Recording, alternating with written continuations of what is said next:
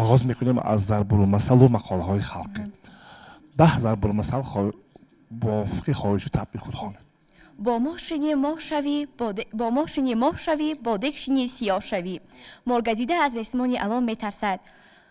خشگیر خشتش را میگیرد لایگی لایش را. دارباز را دار میکشد مارباز را مار. راستی را زوال نیست. آفتاب را با دامن پوشیده نمیشود. دخترم میگویم کلینم شنو. چیستان ها گرد است مانند ماه. غلیده میرود راه از ماما گریزان است. از بابا گریزان است. گریزان است از خانه خانهش در افسانه. جواب چیستان کوچه چه می باشد؟ تابستان و زمستان می ایستد بالای بام تا در خانه نشسته کینو ببیند با بام. جواب چیستان انتنه تلویزیون. خب چیستان را قرائت کنید که جوابش کتی خواب باشد. چارپا باشد چارپا نه. چارپا دارد حیوانه موشک و ماشانه. جواب چیستان کتی خواب. خب اینجا نویسیدن 4 پا دارد 4 پانه از 4 وجب بالانه.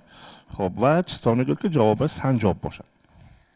تابستان و زمستان خوراکش دانه و مغز در مغاری درختان میسازد خانه نفس. جواب چیستان سنجاب. خب مرحمت لطیفه ها 5 لطیفه دارای جنبی تربیت داشته خانم. یک دانشجوی از درس میبراید و در نزد طربخانه میگذشت که بوی دود سیخ کباب به مشامش میرسد. دانشجو به این بو میکشد و میگوید ای کاش یک برده نان میبود که با این بوی لذیذ نوش جان میکردم. معلمه به سفر میگوید کنی 5 نام حیوان را نامبر کن که آنها در افسحه زندگانی میکنند. سفر میگوید 3 زرافه و 2 گرخه. بچه یک خواننده از معلمه میپرسد معلمه جان آیا بر نکردن یگان کار جزا داده میشود؟ معلمه میگوید نه هیچگاه هرگز در یگان حالت. بچه خرسند شده میگوید اوه چقدر خوب است من وظیفه خانگی را نکردم. باز پسرچه میخواهد به سفر رود به کوچه براید برای سیر و گشت. به مادرش میپرسد مادر جان ممکن است من به کوچه برایم؟ مادرش غضبناک شده میگوید چی تو مگر با همین گوشهای چرکین به کوچه میبرایی؟ نه با جوره هایم میروم. خب ملکه بانو رباعیات خلقی میدونید از رباعیات خلقی یکان نمونه. نوروز شد و لاله خوش رنگ برآمد. بلبل به تماشای دف و چنگ برآمد. مرغان هوا جمله بکردند پرواز. مرغ دل من از قفس تنگ برآمد. خب 2 تیز یا یک خانه. زمیره زیره ذخیره کرد. زمیره زیره ذخیره کرد. زمیره زیره ذخیره کرد. زمیره زیره ذخیره کرد. 6 ضرب 6 شود 36. 6 ضرب 6 شود 36. 6 ضرب 6 شود 36. 6 ضرب 6 شود 36. از استاد عینی 4 قصه مکتب کهنه خوندم. جلالدان بخارا خوندم. مرگ سودخور خوندم. احمد دیوبند خوندم. و قسم یکمی داشت یاد داشت پولو تالیس البته تابستان خواندگی لاله چینی خواندگی آب از کجا می آید خواندگی 3 اثر فانتاستیکی خواندگی و پالوان خواندگی تعطیل خواندگی. با که این خیلی باشه از افسانه میپرسیم من از چند افسانه یک سوال میتیم. همین در آخر افسانه 4 دوز دو یک پادشاه مویله بش را چیکار کرد؟ تراشید؟ مویله بش را جنبانید زیرا از رایش گشت. دزدان از کاری کردهشان توبه کردند. پادشاه نیز از رایش گشت و مویله بش جنبانید. خب در افسانه پادشاه و دختری آهنگر بدنیتی از چی معلوم می شود؟ از گپ و چشم و از رفتار. درسته. در از اثرهای فانتاستیکی پرسم خب بازگشت ستار بابا کی است؟ همسینفی عالیه و جمال. همین 1 ساعت مرگ سودخور 1 ساعت پیش از مرگش خورشکمه به یک جا رفت و 3 چیز دید. چی ها؟ 3 تا بود دید. در کجا؟ در نزد همین مسجد بود. پیش از مرگش برای نماز خوندن. حفظ دیوان بگی. حفظ دیوان بگی. همین میرزا عبدالله نام یک شخص هستن در همین چی مرگ سودخور. همین قوریشکمبر چه خیلی فریب کردگی است 96,000 تنگه قوریشکمبر رو گرفت و نگرفتم گفت و دادی قوریشکمبر تا به آسمان ها رسید. و تو دیدی؟ نش خوندم و شنیدم. اگه گوش کن همین ستار بابا همسنف جمال باشد بله. این جمال جوان است تقریبا 15-16 ساله این چی ستار بابا یک موسفیدی قریب 70-80 ساله چقدر همسنف می شود زیرا جمال به کیهان رفته پیر نشده بود اولیا باشد که همسر جمال بود تا آمدن او دارو خورده خواب رفته بود و ستار بابا با گذشت زمان پیر شده بود. یک روز سرگذشت صبح بعد دارالفنون دارالمعلمین یک پروفسور آمد کی یک روز به دارالمعلمین یک پروفسوری قد پستکی سینش کلان و یک چشمش اندکی آلوس آمد که معلمان گفتند که پروفسور اندریف برای صحبت با شما می آید و پروفسور اندریف به خوانندگان گفت السلام علیکم بچگان که از زبان صاف تاجیکی این پروفسور روس در حیرت بودند به سلام او به زودی جواب ندادند. و همین پروفسور یک گپ میگوید که هم به استاد ساتیم الاغزاده بسیار پسند می آید و امروز هم به ما پسند است. چی گپ؟ خلق خود را شناس. خوب شهبوز بیبی مریم همین کمپیر بیبی مریم از همین صاحب حشک شدنش اول افتخار کرده در آخر به همون روزی که همین صاحب همین خلبوزی شاخش حشک شد لعنت خوند. برای چی؟ زیرا کمپیوتر بیبی مریم از در خانه برآمدن تا به نزد حشک رفتن را 6 مرتبه انجام داد اما نابرار گشت. حتی همین فیلمبردارها از ناهوده برای او لعنت می‌خواندند و کمپیوتر باشد از آن که در نزد مردم شهر همدهگانش را شرمنده کرد لعنت خواند و از آن روزی که صاحب حشک شد خود را لعنت خواند. همین جگه بسیار حکایه خوبی ادبیات ما هست برای بچه هم هست و حکایه فقط درباره سگ نیست بسیار چیزی خوب هم هست. سنبک اینستیتوت چه خیلی جا هست؟ دانشگاه تحقیقاتی باکتریا ها. برای چی مادر جمال سگ رو بد دیدم؟ برای آنکه یک روز جگه صابون میخورد مادر جمال خود که صابون را از دهن جگه گیرد اما جگه به مادرش در افتاد و دامن او را دراند. خب اکنون چرا پدرش بد دیدم؟ یک روز پدرش در روی حولی نشسته پلاس را پرتافته بود و مگنیتوفون را برای از قسم‌ها جدا کردن و روغن مالیدن آماده می‌ساخت. در روی یک تختچه وینت‌های مروت‌ها بودند. جگه آمد و آن وینت و مروت‌ها را همه‌اش را به داخل علف چپه کرد. پدر جمال از این خشمگین شد و جگه را سرزنش کرد. جگه خیلی عصبانی شد قریب بود که از دست پدر جمال گذرد. خیرت که ساعت کلان و آهنین و دستش پریزندار بوده است مگر نه چی بودن این سنگ بسیطیت را پدر جمال نیز تجربه میکرد. تشکر. خوب یک سوال آخرین حقیقتی تلخ بهرام فیروز همین بچه قهرمان همین و حکایه از این واقعه یک خلاصه برآورد. چه خلاصه برآورد؟ همین سگ فروختن بعد پولش گرفتن و غیره و هکذا. همین در آخر چه خلاصه برآورد؟ چون این گفته است یک حقیقت را فهمیدم که اگر تباهکاری را با 1000 نیکی پوشانی هم باز روی سیاهی میآورد. چرا پوشانی؟ تباهکاری. همین تباهکاری چی است؟ یگان کاری که ما مثلا کاری بد هست و آن را تباه میکنیم. یگان کاری ناشودنی.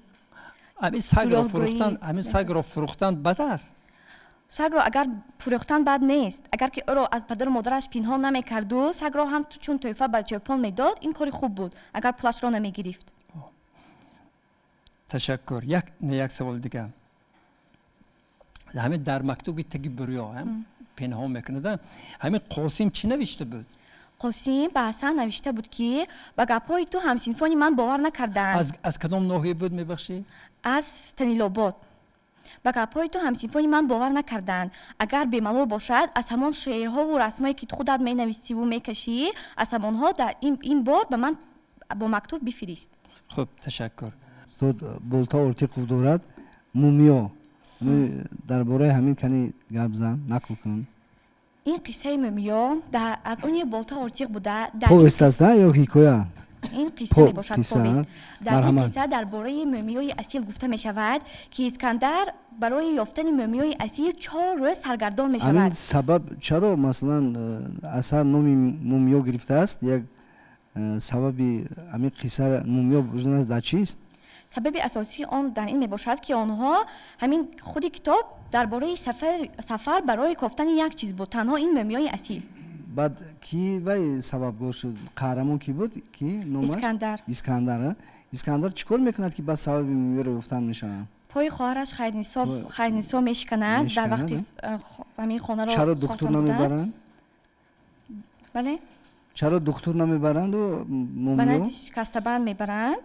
یعنی که اون در اونجا به شکسته‌بندها اعتقاد داشتند. بیشتر مراجعت میکردن. بعد شکسته‌بند میگوید که حالا پای خواهر درست است، اما وقتی که پیر میشود البته درد او را میچشد، بهتر است که تو مومیای اصیل یافته به خواهرت بعد همین مومیو در هر جا نمیشود. در مثلا در بعضی منطقه این از جمله همون چیای کوهستانی مومیو در هر محل نمیشود. اینا از کدام محل اینا از پی جستجو میشن؟ آنها اول به پنجکند رفتند، بعد به عینی رفتند، باز دوباره به پنجکند رفته یافتند. یعنی که بیشتر مومیای اصیل در چی بود؟ زرافشان، در وادی زرافشان، در کوههای زرافشان همین را بسیارتر پیدا کردن ممکن است. دادخون اگامزاد کدام اثرش رو خوندی؟ فرزند آفتاب. فرزند آفتاب، بله. یعنی قصه ها فرزند آفتاب را. این در برای چی فرزند آفتاب بوده است؟ چون که همین نام گرفته سبب با فکر شما سبب فرزند آفتاب نام گرفتنش. قهرمانش کیا بودن؟ استفانی که از امریکا آمده بود. بعد توجیک است. بود دیگریش کی بود؟ دیگرش پسرکی توجیک بود که همین باغ‌های زردآلوزا را نشان داده، آنها را به فرزند آفتاب. قهرمان دیگرش کی بود میدونی و فراموش کردی؟ خورشید. بعد چیکار میکنن همین؟ چرا همین سوال به جواب ده، چرا چی فرزند آفتاب نام گرفت؟ همین امروز من سوال دودگی برای چی فرزند آفتاب نام گرفته است؟ شما کم ترای کردید. میدونی برای چی فرزند آفتاب نام میموند؟ برای آنکه آنها همونجا چیگونه مناسبت میکنن، مراجعت میکنن، چی گپو میگوید کنی گپ زن؟ برای آنکه امین خورشید به استفانی زردآلوزا را نشان میدهد و میگوید که این زردآلو فرزند آفتاب میباشد. در فرزند آفتاب میباشد. بله. حکایه مشهوری فضل محمدیوف یکی از بهترین حکایه نویسان ادبیات ما همین فضل محمدیوف بودن که در ژانر حکایه بسیار بهم تو بودن. یک حکایه بسیار زیبا دارد، حکایه راه. بله. همین کی قهرمانش بود و در راه چی واقعیات به عمل آمد؟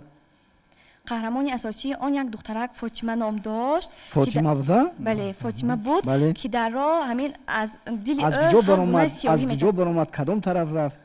او میخواست از شهر از دهه یا که از شهر کجا برآمد؟ از شهر به دهه میرفت. از دهه به شهر میرفت. از شهر به دهه میرفت. از دانشجو بود. از شهر به نزد پدر و مادرش به دهه میرفت. به دهه برمیگشت. در راه چیکار کرد؟ با چی واقعه به رخ داد؟ در راه با شوفر نشسته بود و همین از درباره شوفر هر گونه فکرهای بد میکرد. فکر میکرد که شوفر به او به نظری بد نگاه میکند، اما چنین نبود. اما شوفر این خیلی راننده این خیلی نبود. دیگه دل دختر چی میکرد؟ شوخه میکرد. شما ادبیات جهان هم میدونید؟ بله. من یکی از بزرگترین ادیبان دنیا لیو نیکولایویچ تولستوی. شما از تولستوی چی خوندین؟ اینجا شما پیشنهاد کردین. حکایه های زیاد خوندم. انمی کدومش خاطرتون به هست؟ اینجا به هست نامش اولو و دانه اون. خوندین میره؟ بله خونده بودم. اولو و دانه اون کنی درباره چی نقل میکنن؟ در اینجا درباره اولو و همین دانه که آن نقل میکند که اصلا خودی همین حکایه مضمونا در موضوع اولوست. از تولستوی باز کدوم دیگر حکایه نخونده؟ بچگانه خیلی زیاد دارد کودکانه حکایه دیگر براتون نیست؟ در یادم نیست به این اولو و همین درباره همین فصل زیبای سال که از ما قرار داریم و ما نفس میکشیم بهار زرین یک شعر بگید کنی؟ تیرماه زرین کنی یک شعر بگید میبخشید. تیرماه زرین رو تیرماه زرین مو گویم تو به کی مانند بروسکی خوش رو اناری دانه دانه دیلافروز و دلانه خربوزه های شیرین سیبک سرخ خانه. تشکر. آفرین. از استاد رودکی یک شعر قرائت کنید. بگذار همان غزلی دل تا کی همه جویی منی را خوب باشد. است.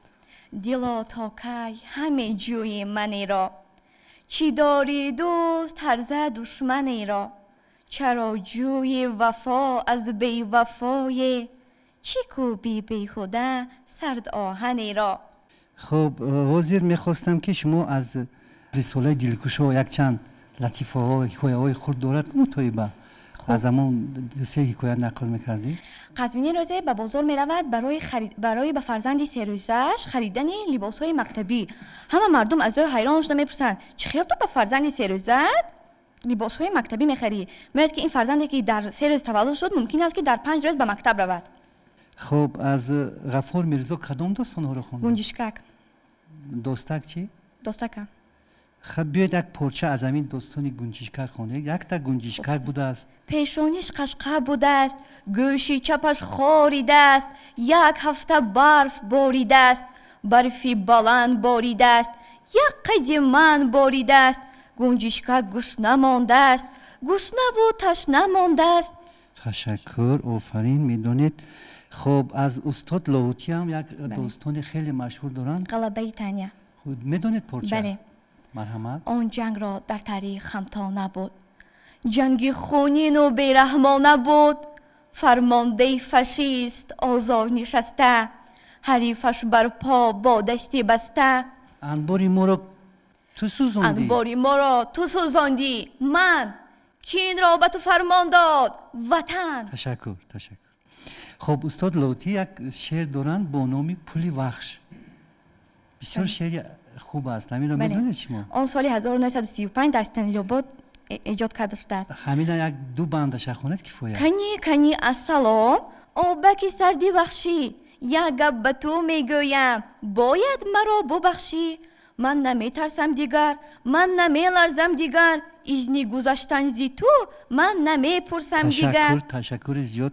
تخمی کدو شیناندیم. تخمی کدو شیناندیم، لبلبی جو شیناندیم، به جوی ما آب آمد، آبکی ورزاب آمد، کدوی ما کلان شد، فانوسی باغمان شد. آفرین. عزیز جان احمدزاده. با حرف می چی ها شد؟ می یک حرفی تنها بود، یک حرفی بی‌معنا بود، روزی همراهی آه شد، ما شد خلیفه ما شد، ما چون باهی گشت همراه، عالم روشن گشت از ما با یک ماهی شد، سوی دریا راهی شد. بیاد یک شعر دیگر خونید. هم یک شعر با نام افندی. افندی نقل نکنید و همین شعر افندی خونید. از کی است؟ از عبدالملیک بهاری. تشکر. همین شعر خونید ما می‌خواستیم. از کارهای افندی حیران شده میخندی، یک لنده صابون رو حلوا گفته گزیده است، از درد شکم هر سو وای وای گفته دویده است. کلوش نپنم را زورقچه گمان کرده است، آن را به آبی دریا آهسته روان کرده است. عصای دایش را اسپک گفته دوانده است، توبی همسایش را تربوز گفته کفانده است. از کارهای افندی حیران شده میخندی. ملکه بانو در روی خط شما آمده است که شما 10 رمان خونده میخنه؟ همین نامبر کنه؟ 10 تا. 10 رمان. 56 قصه. بله 56 قصه پویز. بله. باز 56 قصه بود. یک قصه دیگر بعد از فرستادن فایل خوندن که اون قصه مومیا بود. 57 تا می شود. قصه مومیا بود یک تاش. با این 57 تا می شود. 10 رمان از کی؟ از ادبیات جهان هم است یا همش از ادبیات خود ما؟ یک تا رمان هست از ادبیات جهان از رابرت رویز استیونسن. اول ادبیات خود ما رو خوانه با ادبیات جهان میگذاریم. خوب تشکر رحمت. کدام رمان ها رو خوند؟ رمانی دختری آتش، 12 دروازه بخارا، تختی واژگونی جلال اکرامی که هر سهشان رمان های سگانه هستند. رمانی باز من گناهکارمی جلال اکرامی، رمانی شادی، رمانی نواباد، رمانی غلامان. فیروزه چی فیروزه؟ از آن دختری آتش. آخری همین رمان چگونه انجام می‌یابد؟ آخر رمان یعنی با پیروزی به انجام می‌یابد. خب اما فیروزه چه خیلی می‌شود؟ فیروزه در روی یک صندوق می‌براید همه زنان را به سوی آزادی دعوت می‌کرد که در تن یک کرته سرخ داشت. با امین آتشی با روشنی آفتاب به مثل دختری آتش نمودار می‌گشت. می‌درخشیدن. خب همین بسیار عذر برای اینکه تو دختری آتش خوانده هستی، نام همین رمان رو پولو تولیس مانده است. به استاد جلال اکرامی گفتگی که دختری آتش نام کتاب شما. من از نباشم از همین پولاد تالیس پرسم. خوب است. همین استاد به ذهن من آورد وگرنه تابستان را خوندم خیلی. بله. همین حسن وقتی در پاییز سوار شده می رود قهر میکنه. چی فکر کرده می رود؟ چی ها میگوید؟ حسن در پاییز نشسته فکر میکرد اگر من به فرونت روم همین از جنگ برگردم راست به خانه مکرمینا میروم. یک دستم نیست، آستینی که دستم نیست در همین کمربندم پیچونده، در سر سینه‌ام پر از اردن و مدال ها می باشد، کمربندم بستگی، راست به خانه مکرمینا میروم. ای نیمان بهترش همه تن و توشم صحت باشد و من به خانه مکرمینا روم. شد. خوب امی کارمند میلیتسیا از چورچینار بودن حسن رو چه فهمی؟ از توقیش. از توقی سرش میخنه؟ بله.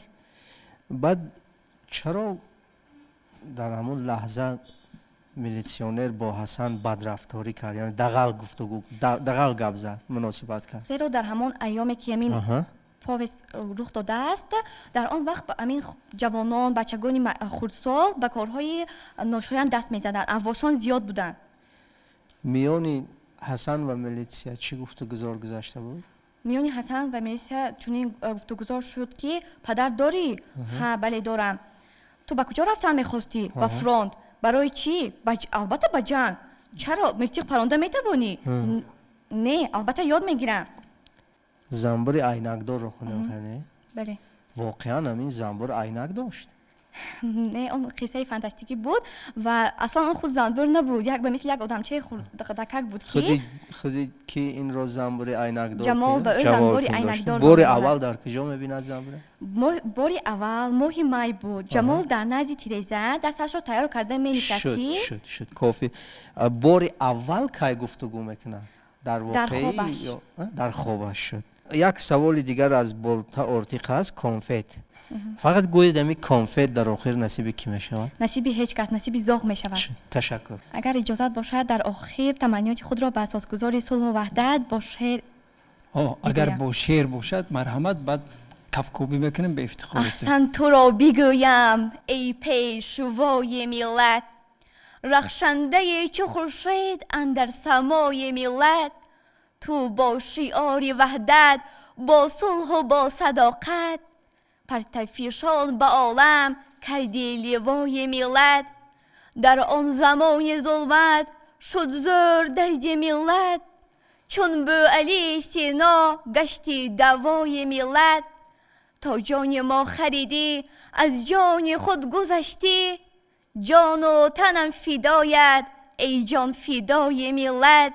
با ملتی برومند از هر کجای عالم، شکرانه میکنیمش با پیشوای ملت. شعری طالب بابایف. تشکر به افتخار اشتراک تو همه ما کفکوبی میکنیم. تشکر. احسن.